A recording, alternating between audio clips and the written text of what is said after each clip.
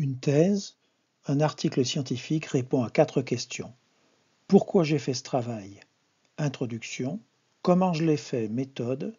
Qu'est-ce que j'ai observé? Résultat. Qu'est-ce que j'en pense? Discussion. Commençons par l'introduction, qui aura 3 parties. Connu, inconnu, question. Connu, c'est l'état de l'art. On peut appeler ça background. Qu'est-ce que je sais? Qu'est-ce qui a été montré? Une partie, qu'est-ce qui manque? L'inconnu, la problématique. Et on termine en général une introduction par l'objectif principal, la question de recherche. J'aime les introductions courtes. Regardez des grandes revues, JAMA, Lancet, New England, elles ont parfois des introductions très courtes, mais ce sont des introductions précises, avec un style précis, verbe au passé.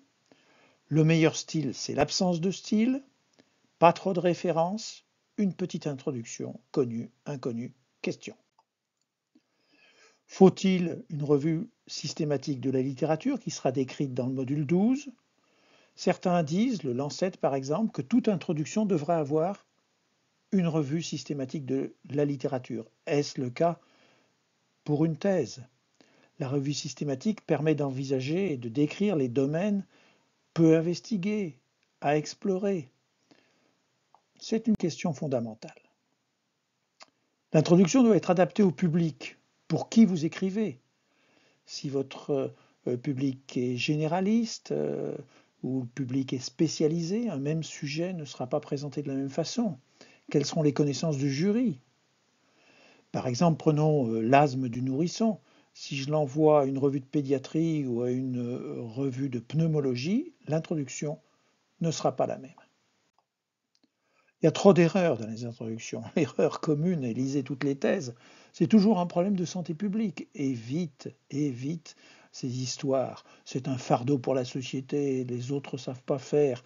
Évite les banalités. Le jury qui connaît le sujet, il veut savoir ce qui est connu et la question de recherche.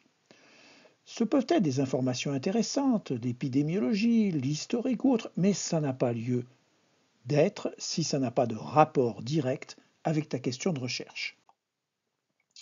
Tu dois susciter l'intérêt du lecteur, rappeler ce qui est connu, délimiter ce qui n'a jamais été étudié.